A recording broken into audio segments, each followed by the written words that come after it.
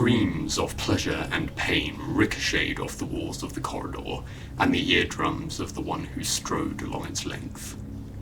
Most would have been stricken by dread at such a vague and intense noise, but not the one who approached, not Grand Carnus Rove.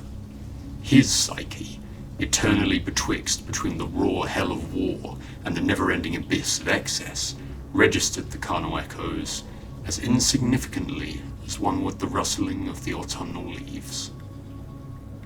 He who had burned worlds across space and ripped the souls from both ally and foe in service to ultimate vanity, had found himself anxious, a feeling he was about to confront in full. The bath chamber of Executor Nitok could appropriately be referred to as the natural habitat of the delirious Harpie. From a technical perspective, it was nothing short of a marvel. A vacuum-sealed facility that formed its own microbiome through the use of intricately layered climate controls, allowing for fully customizable features of atmosphere. Pressure, temperature, and humidity all obeyed the whim of the host. In addition, deep within the flesh roots of every surface existed vast glands that were suffused and commingled with every scent known to the Empire, ready for immediate burst release into the water and air.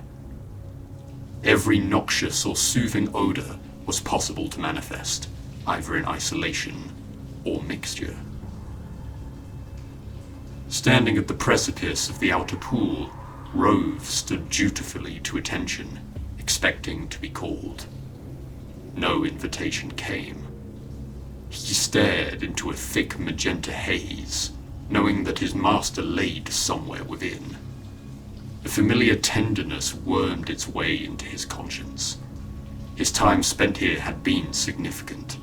As the smog began to saturate his senses with a kind of caustic lavender, the effort began to bat away the countless visages that his memory dredged up from its winds. Some conjurations were ecstatic. Nitok, ribbons trailing from their hair, was waltzing him around the water like a child, caressing him gently with each step. Some were agonizing. He saw the pair of them again, eyes bulging, skin bursting from extreme pressure, the Harpie pinning him to the bed of the water, even as every cell in their bodies choked against oblivion. Countless more of these blanketed tales washed and drowned before Rove's eyes. An infinite serrated blend of exquisite sensation, every experience challenging the function of sensitivity well past any conceivable limit, only to be forgotten and begin anew, never the same. He had lived many lifetimes, all of them sullied with the same elements of mundanity. His visits here were fragile tokens of excitement that he hoarded viciously. Rove was called to this room every day and night for as long as he could remember, each time leaving with a feeling of thorough nourishment. Tonight was different.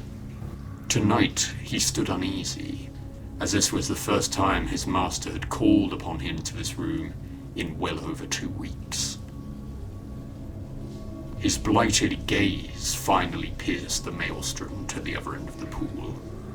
He finally saw why. Nitok was vocalizing. Were they laughing, crying, condemning? It was impossible to tell. But the noise she released was particularly loud and pure. She had almost fully submerged in the pool, but had banked her head over the edge to lay in the lap of the Warframe, the one she had originally envisioned for him. He saw it to be exactly her sketch. Alabaster marble skin, interwoven with scarlet over a barbed avian stature. He couldn't help but imagine himself inside of its shell. Where was thought? How did it feel? He watched one of its hands cusp the chin of the Harpie, gently, like porcelain.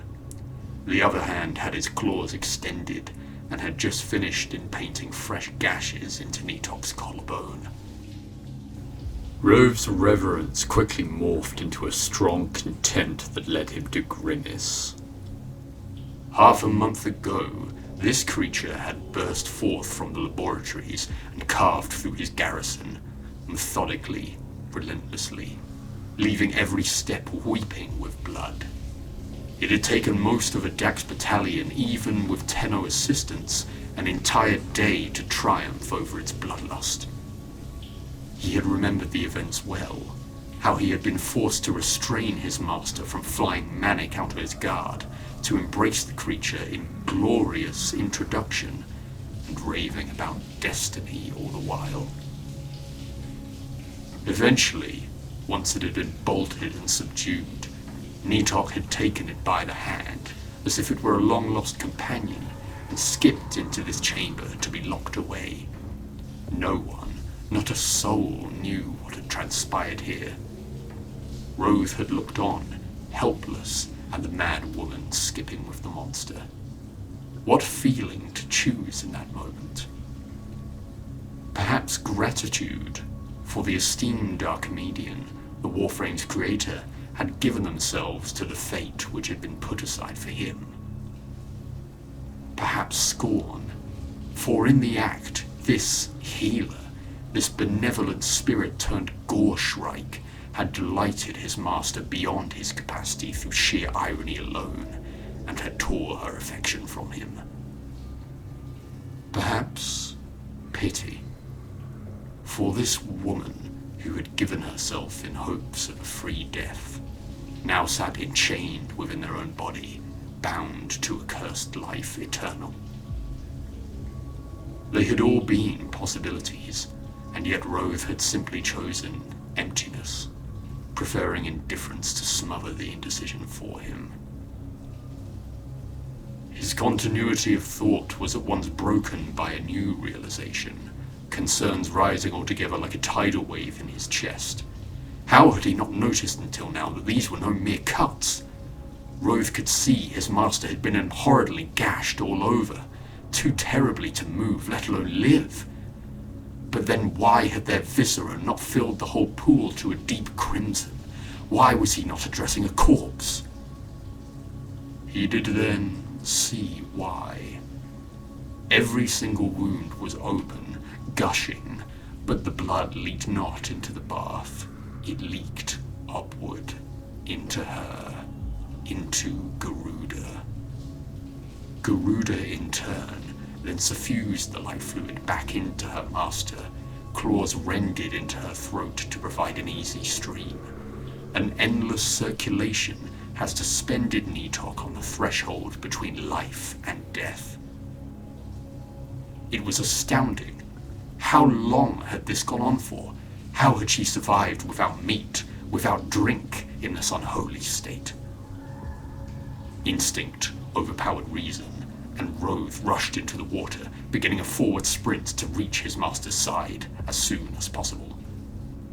The ripples he caused moved ahead of his splash, the small capillaries interfering with the talons that were at rest in the liquid, vibrating their steel surface for no more than a split second, no more than a moment. Suddenly, Garuda cocked their head upward, torqued, erect, to look upon Rove. The universe itself seemed to halt in that moment. A calm stillness that masked the oncoming mutilation with a razor-thin veil. But it did not come. He still stood intact, albeit heart-racing. Something had stopped the beast from its prey, from ripping him out of reality. Rove then saw the pale, wrinkled hand raised above the water, palm held straight in the vapor. "Rove, my dear," cooed Nitok, in a tone that he had never heard before. "I've been thinking. We should kill all the Orkin and take over."